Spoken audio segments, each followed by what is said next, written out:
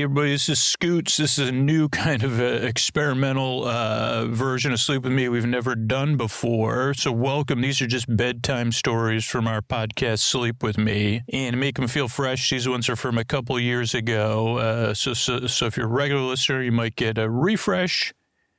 And if you're new, these are just bedtime stories from a show called Sleep With Me. They're strange, they're meandering, they're a little bit different. And all this is made possible by listeners like you, regular listeners like you. And so I just want to let you know that's how we're able to put the show out. And so if you are a fan of Sleep With Me, you listen to it on a regular basis, please consider supporting the show. You get ad-free episodes, you get ad-free story-only episodes, tons of other cool stuff at Sleep With Me Plus. That's sleepwithmepodcast.com/plus.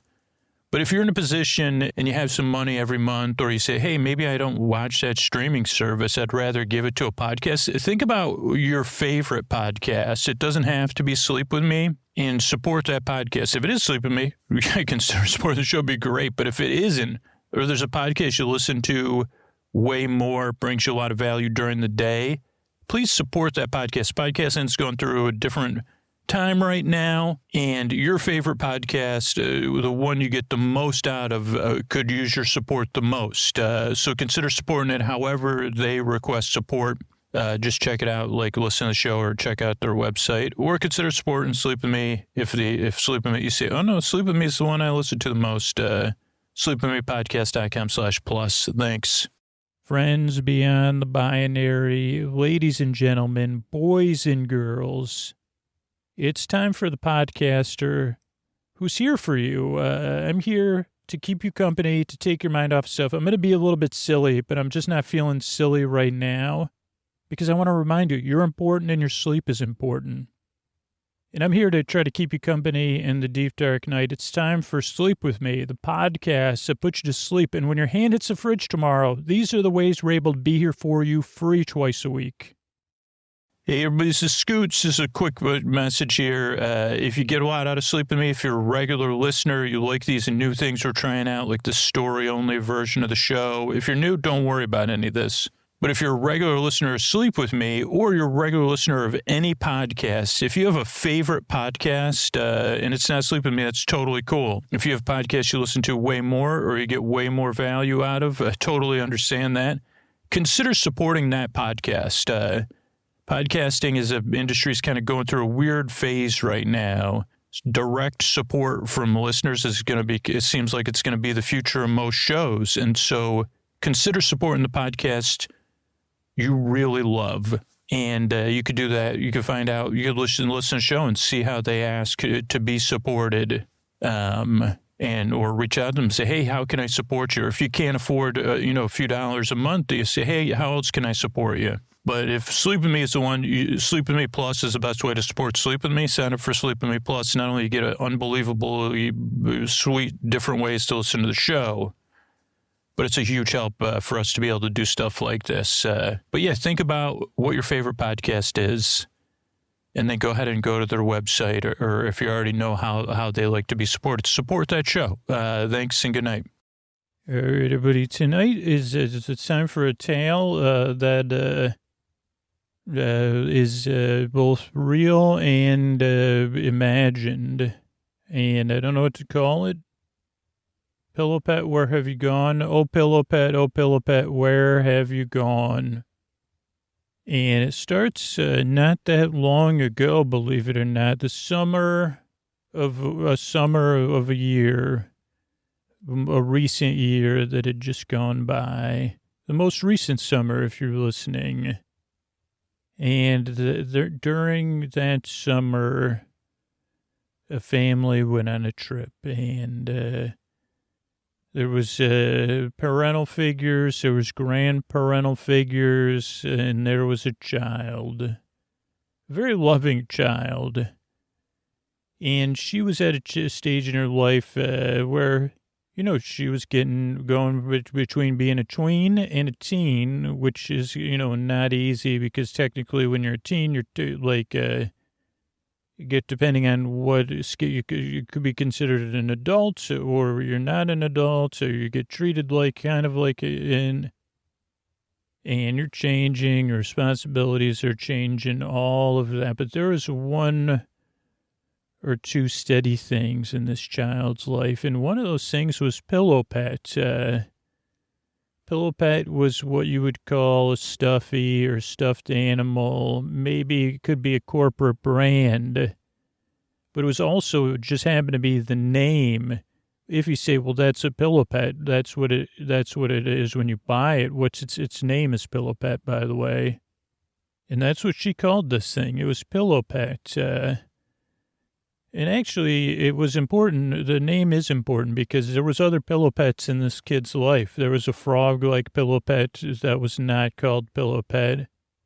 And if you had to ask me, if you put me on the spot, you say, Scoots, tell me exactly more about this Pillow Pet, what it is physically, and break it down for me. And I'd say, okay, I'll try. I could try to do that.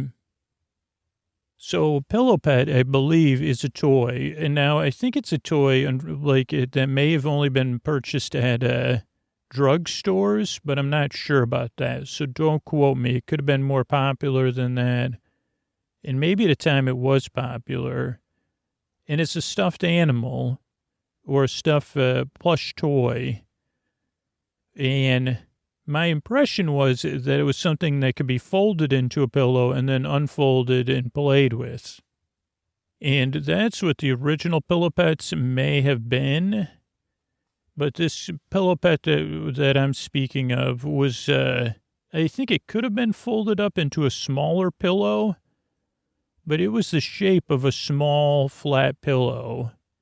It was it's rectangular and not square. But if you said like comparable to a throw pillow, but about 3/4 of a throw pillow, because it was a rectangle, not a square. And it's a rectangle where the sides are it's a rectangle width-wise and not height-wise. So it's wider than it is tall. And its thickness, I would put at about 1.5 to 2 inches from puff to puff, maybe 3 inches if you're really at first discovery. And this Pillow Pet, I would say, was cow style, though it could have been a Dalmatian. So, I'm sorry. I guess that's my first apology to Pillow Pet. Pillow Pet, where art thou? My first apology is that, it was, I'm pretty sure it was a cow. So it was a rectangle. It was soft, like a really nice fur on one side, and then another like belly like fur on the other side. You could use it as a pillow. I would need to fold it over as a prop pillow. And then it had a little plush head that also was not intrusive if you were using it as a pillow, and a tail, and maybe a couple hands, and it was very portable, so good for taking on trips. Of all the plush you would take, and normally for this young child, there was a polar bear, which was a plush polar bear, and there was a Dalmatian of the 101 Dalmatians, name I forget. Those two are still with us. Still part of our family. And Pillow Pet, you are too, because, not our family. This is a fictional story. This is actually, no, it's a true story and a fictional story. Well, not fiction. So we made this trip this one summer, and Pillow Pet was coming along for the ride. Now, if you're plush and you're on vacation, you don't get to do everything. So Pillow Pet was there in the room at the Caribbean Beach Resort in, I think, Trinidad North was the area we were in. Maybe, don't think it was Trinidad South. And the Caribbean Beach Resort is a Disney resort, very bright buildings to be themed after different areas in the Caribbean. And you could say that it is very Disney-esque as far as you say, okay, the bright pastel-y type buildings. And there's a lake, a canal type lake, like they have at a lot of places, a lot of walking. None of this would have been important to Pillow Pet, but it is kind of important because you had to walk a lot, which, go get your coffee, you had to walk, go get your soda or your food, you had to walk, go to a pool, you had to walk, go to get the bus, or not very often when it wasn't stormy, you could walk and take a skyline or a gondola. But Pillow Pet could really only experience this through our eyes and through our recaps, because Pillow Pet's role as a plush is a comforter and as a pillow, really, as a snuggable pillow. And one of the big advantages of being a Pillow Pet. Oh, what's a Pillow Pet? I guess I described it. It's a pillow, it's a plush, it's a Pillow Pet. But this particular Pillow Pet was also named Pillow Pet. And it didn't even have a shortened name. It was just Pillow Pet. Never PP or Pillow Pet or Pet or Pillow. Pillow Pet. Where's my Pillow Pet? Where's Pillow Pet? Make room for Pillow Pet. So Pillow Pet, with the other plushes and everything that I would stuff in my pockets all day long and have to empty out, would be at the hotel room all day long. And Pillow Pet would also be in bed most of the time. And these particular rooms had full-size beds, which made for quite a comfortable if you were sharing a room with more like multiple people. You say you had one adult in one full bed and then an adult who makes a sleep podcast and their kid in another full bed and Pillow Pet. It was quite the scene, man. A lot of tossing, turning, mind racing, trouble. You're tossing, turning, temperature impossible to regulate.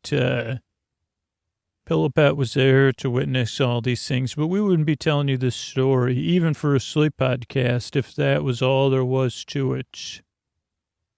Because there was a couple elements to this thing. One of which is that it was, I don't know what they call it, adjusted housekeeping, which is totally understandable. In this particular resort and Disney resorts, they do try to, even before changes in the world, they tried to get you to do this anyway. And I'm sure they had like a lot of people with a lot of experience in spreadsheets and, very like great educations who said, how much does it cost to clean a room? Like total cost. And what do you think is the least we can offer retail to a guest, even though and then like, what are our costs to get them to not clean the room every day or not at all? And I don't know when they started doing this. I know that the first time my daughter and I made a father-daughter trip, maybe it was 17 or 18, 2017, 2018, they said, hey, we'll give you whatever, $5 a night or 10, maybe it was even $10 a night, or maybe it was just $50 total to not clean your room at all. You could get towels, but we're not going to clean your room. We're going to look in there, but we're not going to clean anything, or we'll only clean it once every 4 days. Or I don't know what the arrangement was. And I believe that one time I said yes, and then after that I said no, because like I said, well, probably better off having it cleaned every once in a while. And this particular trip, it happened to be some or other kind of modified, where once every 3 days or every other day, they would change the bedding, and once every 3 days, or they would clean your room or something like that. It wasn't ever spelled out, or if it was, I wasn't listening. But so we did get used to, which is totally like legitimate. And well, if it was another hotel, I'd say it's totally legitimate. But with this particular company, I feel like they're stretching things a little too far.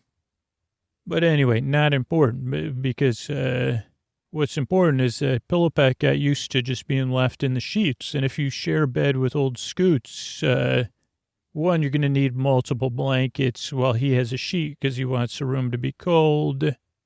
And he's probably going to want his own top sheet, and that's all he's going to sleep with. So your bedding and he does a lot of tossing and turning. So you're going to be caught up in those sheets and stuff. But still, you are a pillow pet. You do have some weight and stuff. And normally you would get, like if someone came to clean the room, you'd easily be found, discovered as they were separating things. But this was a unique time in history, and everybody was under a little bit of extra distraction or new to their position, or they had to do more was being asked of them than probably by giant corporations. It probably was fair.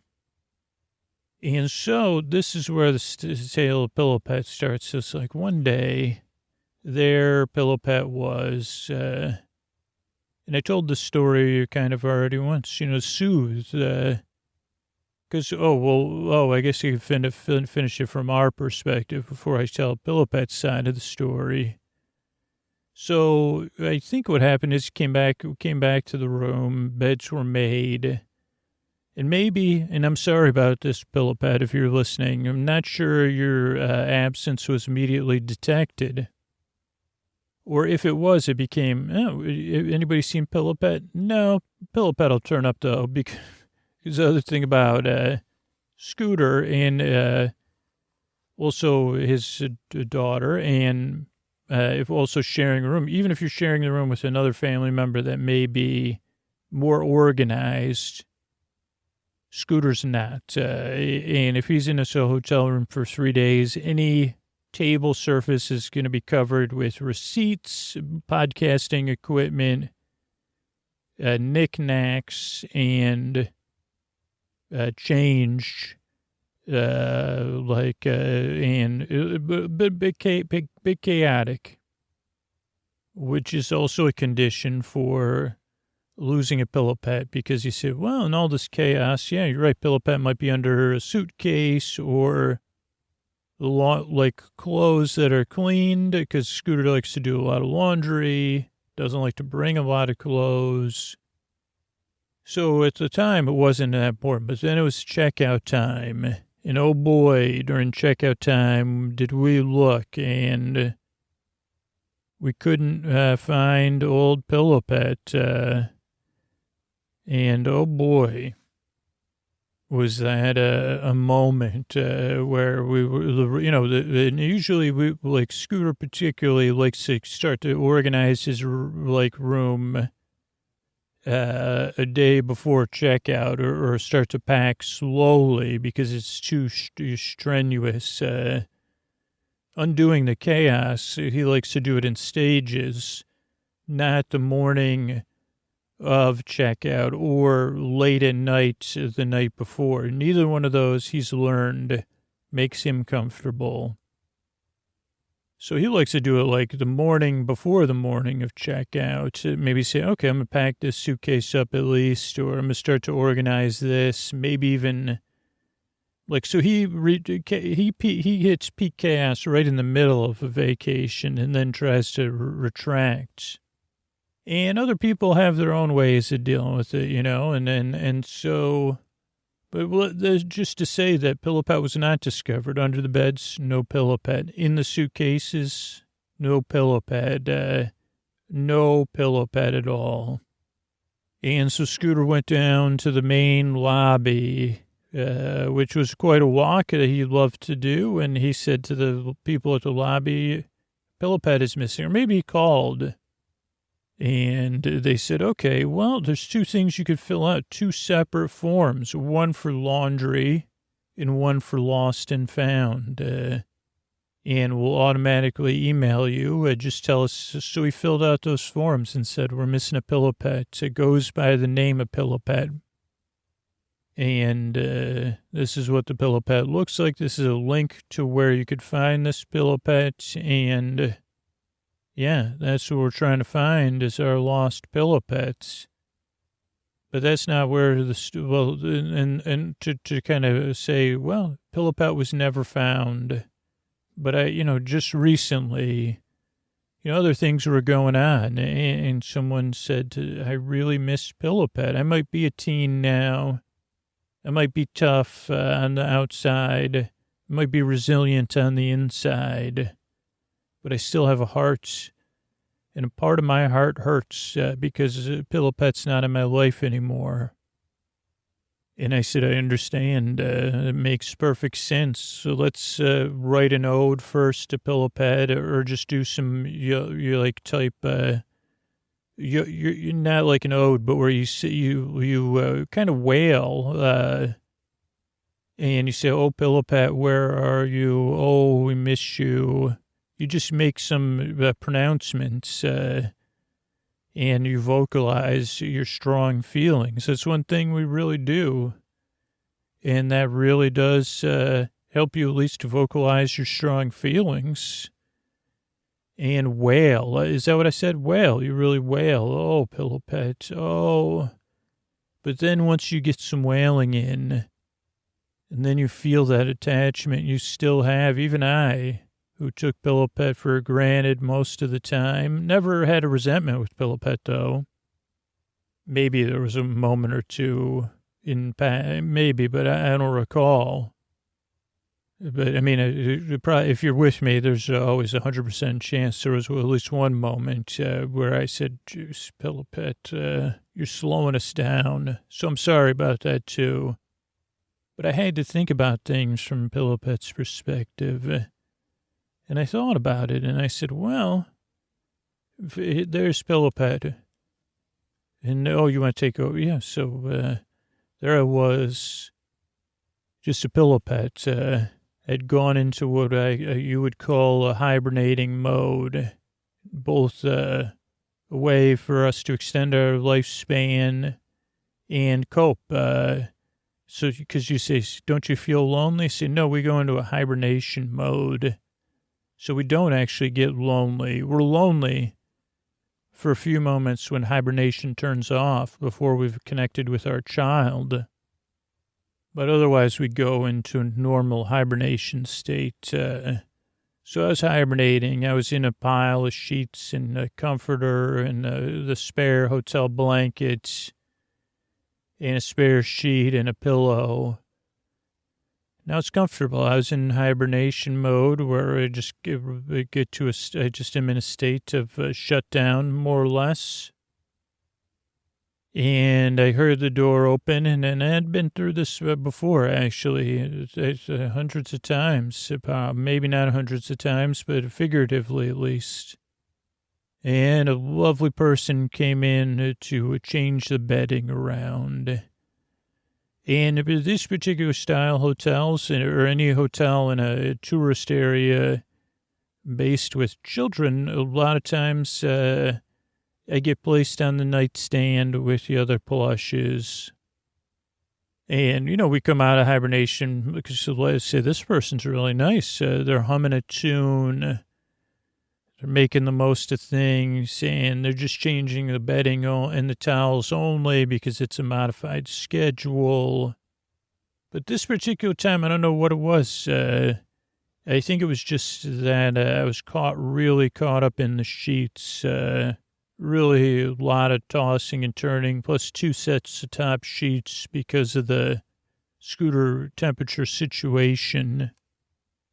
Not that it was anyone's fault. It was a bunch of events coming together. But I got wrapped up and I got tossed in a kind of like a sack at first with the pillowcases. Oh, maybe it was a pillowcase I was in. It must have been. I didn't even realize it till now. And I was in there with the sheets and the pillowcases. And then I got tossed into a bin. Now I know it was a turquoise bin with other pillowcases and towels and sheets. And I went into light hibernation mode there because they said, well, this has never happened before, but I'm sure it'll turn out just fine. And that's a good thing about hibernation mode. People talk about resiliency. Hibernation mode makes you say, okay, well, I have a way to cope with this. It's outside my comfort zone. Don't know where I'm going. I'll be observing things, but my limbic system, for use your parlance, will be shut down. So I won't be in a mode of worrying about what's going to happen. Another thing you need to know, anticipating what's happening next, is that, I've been washed before in a washing machine. But for a while I sat in this bin. Then I felt the bin being pushed by the same person because I could hear their beautiful humming. And I felt them push me somewhere. Then I heard them having a conversation with someone else. I heard the sounds of an engine or a motor. And then I heard clink, clank, clank, clank, clank. And I felt... It's just like a train being assembled on times I've watched television. Watched a lot of television, obviously. I'll come, you leave the TV on, I'll come right out of hibernation mode, even if I'm alone. Really isn't that different a thing. But so, what I was assuming was there was a train of these bins being assembled. And then I felt us moving, and I heard the engine of something I had seen and I would see again, which was like a cart. Maybe they call it a golf cart or a Cushman cart, a utility cart. But we started moving, and I said, well, we're moving. And I did shout around to see if there was any other the plush or stuffed animals that I knew. Princess, the Dalmatian, or polar bear, but no, neither one answered my call. But I said, okay, it's fine. I know I'm with all the bedding. Bedding doesn't have much to say because if bedding could talk, you wouldn't want to know. So that's why bedding doesn't really, particularly hotel bedding, but even general bedding. They had nothing to say. And even if you did say it, they'd say, well, even if it has something to say, it's none of your business. Because there's it's a different relationship. Bedding is right up, it knows everything. I think it feels your dreams. But the thing about bedding is it's not, it doesn't have anything to say good or bad. It's there with you. I guess when humans use the word compassion, bedding is something like that. It's there through your good times and your bad times, through the times your back sweats because you got a coldy cold and because your back's sweating. Oh boy, is it sweating. Or maybe you're sweating in a dream or something else. You're dreaming about something good, something bad, your bedding's there with you. And so I was enveloped in the same bedding, and I felt the bedding saying, hey, we see you're in a light hibernation mode. So it was feeling that with me. And maybe because I'm made of the same materials, I understood better than humans might, that is say, oh, this is here with me. It's experiencing it with me. And that brought me comfort. And the bedding did talk a little bit, said, we're going to the laundry. And I said, well, thanks for letting me know. And I said, like a washing machine? I said, yeah, but it's an industrial laundry. Did you get separated from your family? Yeah, apparently I did. And what's an industrial laundry? Well, it's just a big washing machines. And the good news is this particular hotel has it on site. I've been at other hotels. You got to go to a central location, and then you get distributed. But I'm sure that you'll be separated out when they separate the towels and the sheets and the blankets and the pillowcases, and they'll discover you and you'll be fine. And I said, okay, great stuff. And eventually we reached our location, and we sat for a while, but not too long, because we need to be clean because you can't leave laundry sitting around. Anybody knows that. And we got, I went into kind of hibernation mode because I didn't want to, I guess it naturally happened. Maybe part of me didn't want to know what was going to happen with this separation. And I said, once I'm separated, I'll click back in when I feel that human touch or nearby. But I felt myself going to the washing machine, and it was much bigger than I expected, and really warm, nice. I felt totally disinfected. Holy cow. And then I was dried, and I still was not identified somehow. I was dried with a bunch of towels. I don't know, maybe they thought, I don't know. Maybe I was still caught in a towel. That I was hibernated for that. And then we came out and we were separated to, like, I think where the towels would be. I don't know if they would get ironed or pressed and folded. But I felt myself in a big stack of towels. And I said, the towels were telling me about the pressing. And they said, well, you're not as thin as us, so you'll definitely get discovered before you get pressed. And I said, well, I'm not really into being pressed. I'm a pillow pet. And they said, well, maybe you could make a move or something. And I said, yeah, that's probably for the best. So I slowly started to make my way up through the towels, and I was still in yet another bin. And I got to the top of the bin, and I said, well, then I heard people moving around. So I said, I'll just lie at the top of the bin. And then someone came and they moved the bin. And then someone came by and they saw me and they put me on the top of like a dryer or something. And it was dusty up there. And I didn't really like that because I was clean. I didn't like it. Now, the dust was laundry dust. So in some sense, it was clean dust. I realized that as I brushed it off me. Because then the lights went out. It must have been the end of the shift. The laundry, the people in the laundry always joke, laundry's always going. Laundry waits for no one. That's some of the jokes I heard. But I also, because I'm a pillow pet and not a person, I don't really have a sense of time.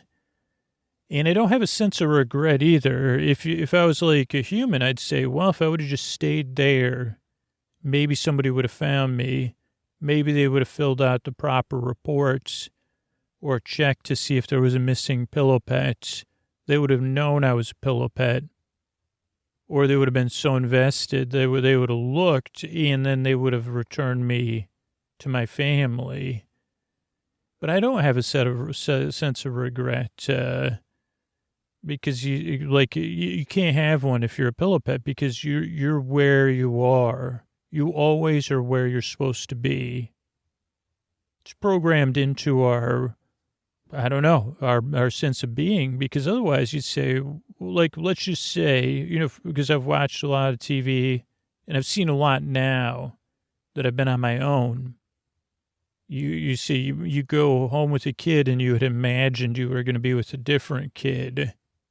And then you say, well, I'm not so sure about this kid. I don't like the way, I want to go to a tea party. I don't want to go to like a pillow pet as a Frisbee party. And I want to be used as a pillow and not as in the crook of the kid's arm. You're not where you are. You're somewhere else. And it's impinging on what you're there to do, which is just to be you, a pillow pet. That's all you got to do is just be you and be there and be present. And the kid or the adult or the person will take the lead. And sure, there's things like that I would say are not okay, but we don't have, we can't just say don't wipe, if you have a runny nose, use a tissue. For the love of all pillow pets in the world, we don't have that option either.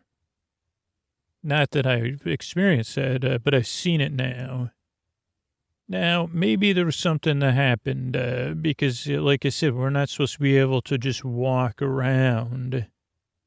But I don't know, maybe there must have been something in that clean laundry dust, because I started to say, well, I'm not going to lie here. And I don't know. So if I had a sense of regret, I wouldn't have moved. But if I guess some sort of change had taken place in me where I was changed from being this passive pillow pet to an active pillow pet.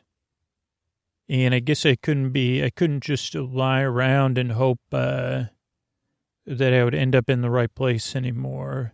And I think part of me is a realist because the people I was with, they were kind of realists. And they would have said, how much time passed, how much time was on the vacation. And maybe it would have made me feel a little down, but it also would have said, the time probably passed. They definitely looked for you. I could feel that. I could feel their love. But they couldn't find you. They didn't even know that there happened to be an on-site laundry here. And it's not publicly accessible anyway. So, and they called and they got told to just fill out this form at this website. Or maybe it got emailed to them, whatever it was.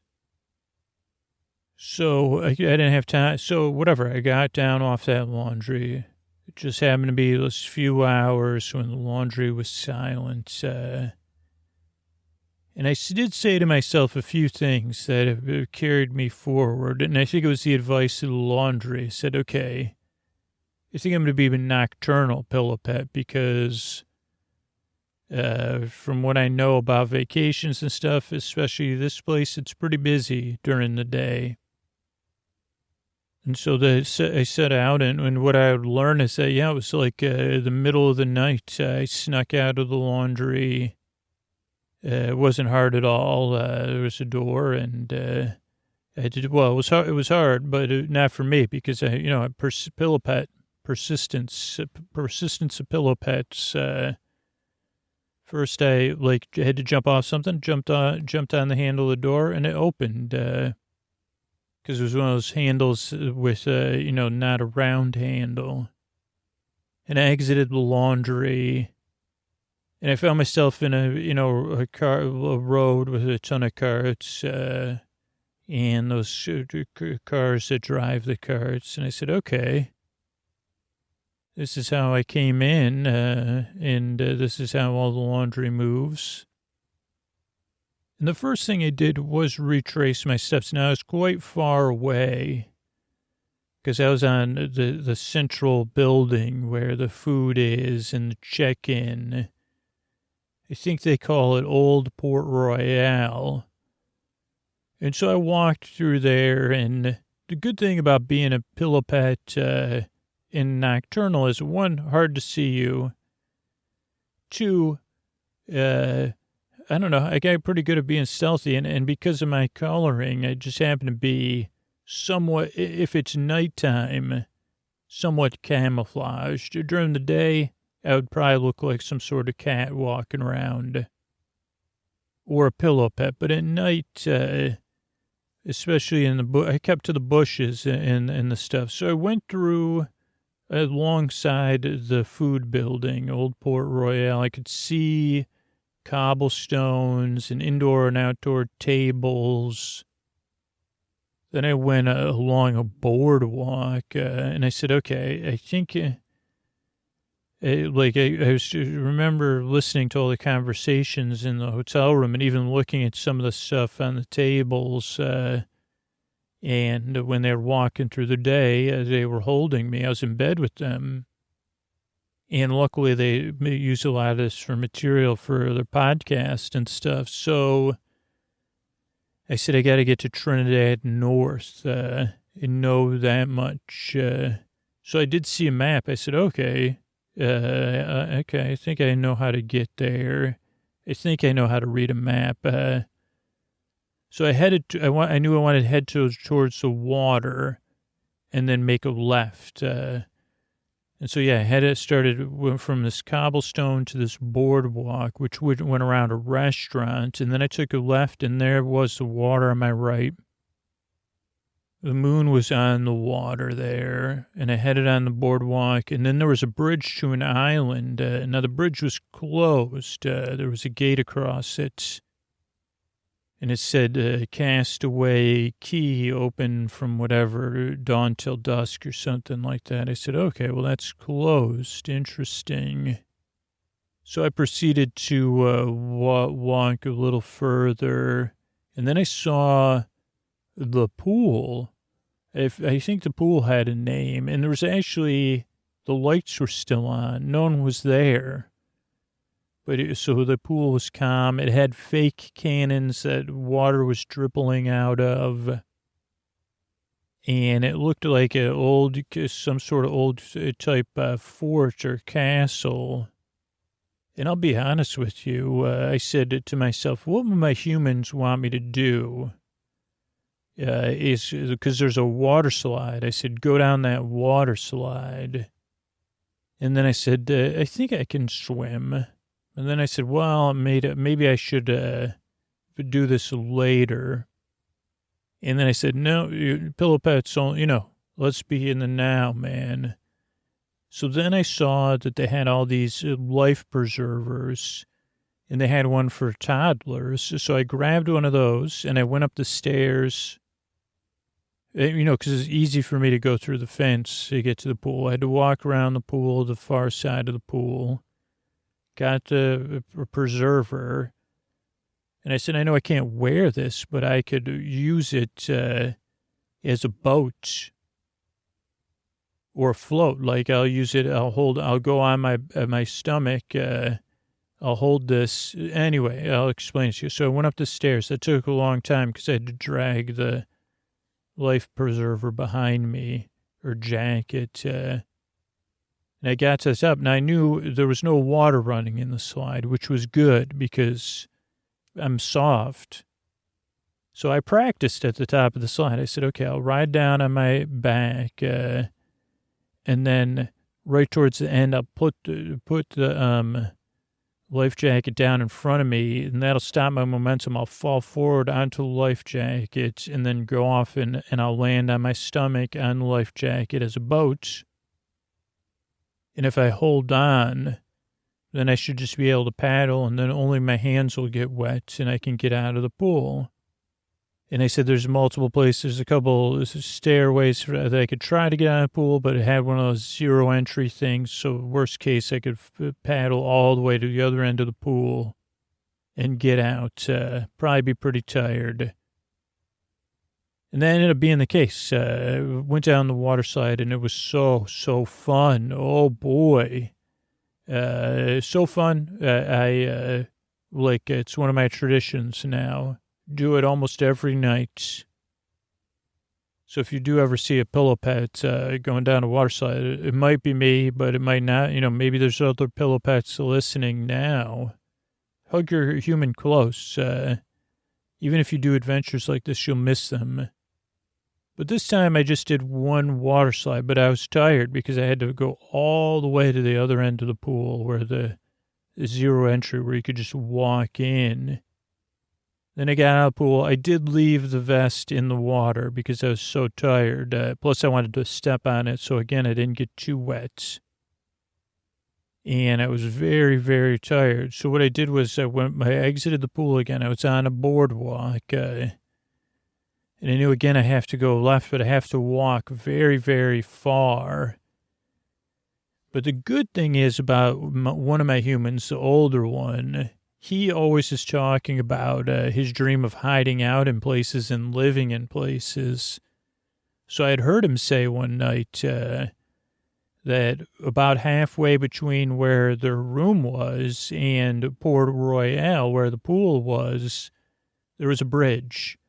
And on either side of the bridge was a lot of bushes and different greenery. And he had said, I wonder if I could, maybe I'll live there for a few days, down in those bushes.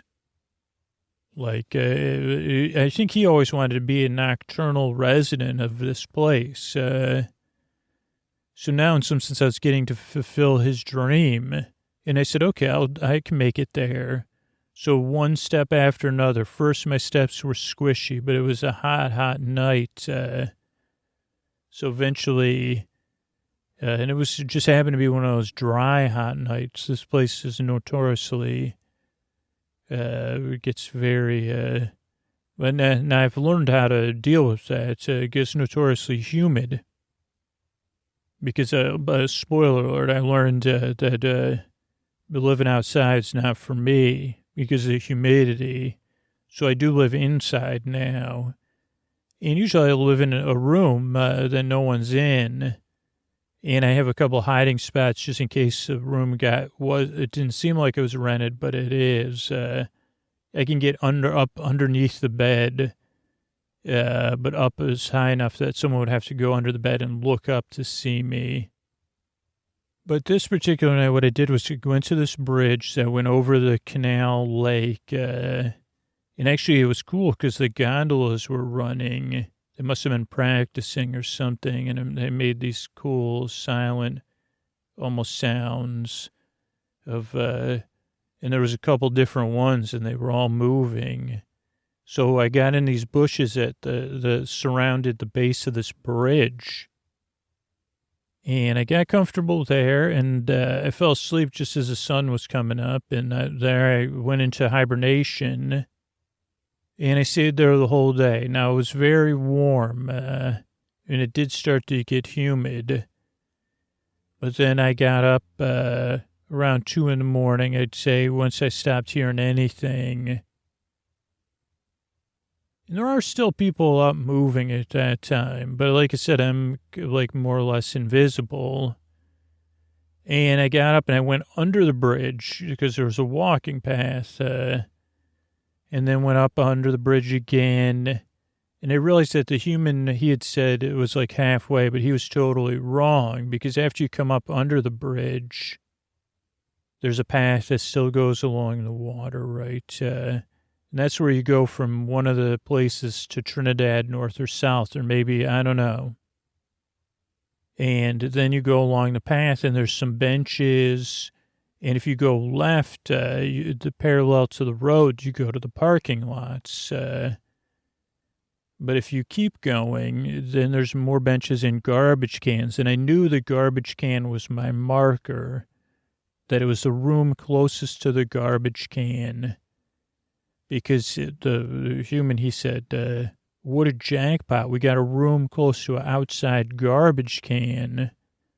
So we could throw our garbage outside, like if you had leftovers or something weird. He just loved, I don't know, there was something that brought him happiness about that. So he was really happy. And so I kept going, and the first thing I noticed was the lights were out in the room, but I also knew that wasn't a good idea, to bug any humans. The other problem I had, though, was that,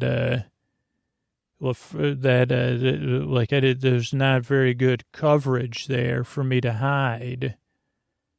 And so I didn't know what to do. I was a bit torn. It was just 3, 4 in the morning. The lights were out. I couldn't tell if anybody was in the room or not, if they were there. And I didn't want to be discovered if it wasn't them. And the realist in me said it's probably been a week. So you're probably not going to find them. But so what I did do is I said, okay, what am I going to do? Where am I going to go? None of these bushes here are going to be able to keep me hidden during the day. And I tried to go in the vent for the air conditioning, but it felt wet and too cold and not a good idea. And I said, okay, well, this is quite a conundrum here. Like, where could a pillow pet lay low, but also have a view of the room? And then I remembered, the garbage can, because the garbage can had a top, And I said, wait a second, I could probably, like, it had like a raised top, like a roof, so the rain couldn't get in the garbage can, but that you could throw stuff in. And I said, well, it won't be the most comfortable place for me to go. If I could wedge myself in the top of the garbage can, people would still throw garbage in below me. Nobody's going to look in the top of the garbage can unless someone comes to change it. Maybe even then they wouldn't look in it because it had a door. And I said, maybe that's a good place. And I said, I have a line of sight to the door. And so I lied there. I got it, I eventually got in there. Now, oh boy, not a good idea. Luckily, my system's much different than a mammal's because it was really warm during the day there. It did happen to rain a lot of the day, but when the sun was out, I didn't like it one bit. And I watched that room, and I watched it for 2 days, I'll be honest with you, because I'm a little bit stubborn, just like my humans. But I didn't see them. The door never opened or closed. I had on light hibernation, so anytime I heard a noise, I came out of hibernation. No one came in and out of that room. Turned out it wasn't rented. And I said to myself, okay, Pillow Pet, this is what it is. This is what it is. Let's go on the water slide and let's be where we are. And I just said, I guess it's time to, what would they want? They'd want me to be where I am too. How can I love my family the best? Is to start living my new life. And I also knew, like the humans, they like, I seen the human that does the podcast, like struggle with feeling like, oh, that's too much. Maybe I just need to lie down, or I wish I could just lie down and let it all, it's all too much. It's just too, like, And I said, yeah, I feel a little bit like that too. But what an opportunity. So the first thing I did was go down the water slide.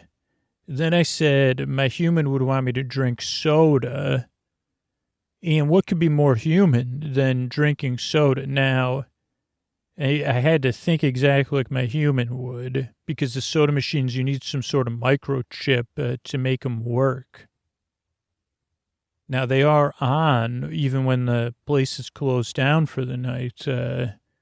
So what I did was I said, okay, so my human, I think he's even like said to one of his siblings, don't just throw your cups away when you're leaving. They said, well, we don't need them. So I found a place where a lot of stuff got thrown away. And I found a lot of those cups, and eventually it took me a while to break the bottom of the cup open to find that there was a microchip in those cups. And then I actually found long story, but this is progress. There's a gift shop. There's sewing kit in the gift shop. There was actually free giveaway ones. So I got a sewing kit. I opened up one of my paws, put the microchip in my paw, sewed it back up. First I tested to make sure it would work. And it was good for 6 months or something. So then I get, when I tested it, this is what I do now. Sometimes I like to take an ice bath just for fun. I say, wee. I just press the ice and it comes over me. And a couple times, I've heard people were working and they said, what's that ice noise or whatever? And I've had to hide. But it's pretty easy to hide behind the machines. And because I've been so mobile, I've been getting faster and faster. And it turns out unlimited soda for a Pillow Pet is not a great example because I can eat anything I want, more or less. I mean, I eat a lot of unfinished human food. And I can drink sparkling water, but yeah, now I put my paw down, pick my soda, and I did have to add this thing from that I got from the gift shop that you can use a touch pen to one of my fingertips so I could use the touch screen. But yeah, I drink soda. I say, okay, let me try that. A little cherry whatever. And then I started going out to I've explored the Castaway Key. It had a playground. I went on the slides. I actually think I prefer this playground slide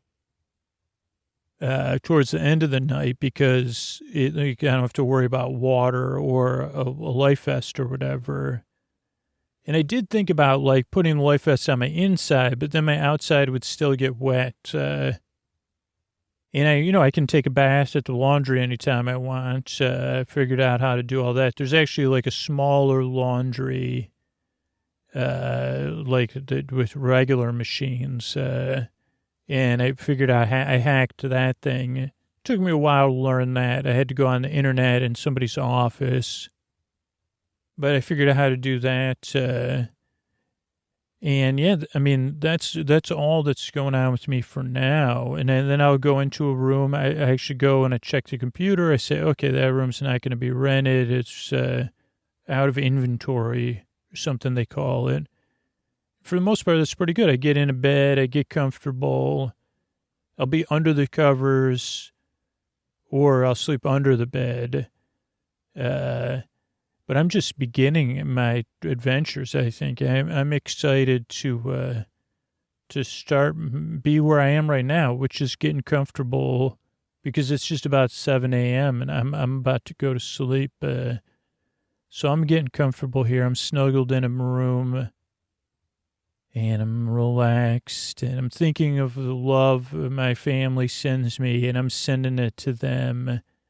And I'm feeling the compassionate holding of my bedding right now as I pillow pet go off to sleep. Good night. All right, I want to thank everybody that became a patron recently. I want to thank Peter, Claire, and Riley. Thank you. Thanks, and good night. Debbie, Josh, and Kitten. Thank you. Thanks, and good night. Caroline, Carla, and Emma. Thank you. Thanks, and good night. Amber, Corey, and Jenna. Thank you. Thanks, and good night. Olga, Evan, and Gray. Thank you. Thanks, and good night. Naomi, Matthew, and Puyan. Thank you. Thanks, and good night. Ori, Kim, and Jesse. Thank you. Thanks, and good night. Liz, Jonathan, and Leandre, thank you. Thanks, and good night. And Diane, Patsy, and Mike, thank you. Thanks, and good night. Thanks, everybody, for the support, and I couldn't do it without all you. Sleep With Me is free because of the people that support the show on Patreon, support our sponsors. We grow as a podcast by people spreading the word about the podcast, referring people to the show. And you could do that at sleepwithmepodcast.com/refer, or just let people know about podcasts in general. That's a huge help. Here's a little bit more about how you can support the show. Thanks. Hey, everybody, this is Scoots with a tuck you in message here for our bedtime story podcast. We're trying out, and I kind of said this, free way to support Sleep With Me and bedtime stories from Sleep With Me is join our referral program. sleepwithmepodcast.com/refer, R-E-F-E-R. You get rewarded for introducing people to a free version of Sleep With Me, including access to Sleep With Me Plus. But most of all, just think about what your favorite podcast is or one of your favorite podcasts, and then support that podcast. It doesn't have to be Sleep With Me, but just to support your favorite podcast, because they could use your support right now. And if you decide, Sleep With Me is actually my favorite podcast, well, wow, I'm blushing, seriously, even though it's imaginary here in this context, and support it at sleepwithmepodcast.com/plus, or listen to a show you love and see how they want to be supported. Thanks.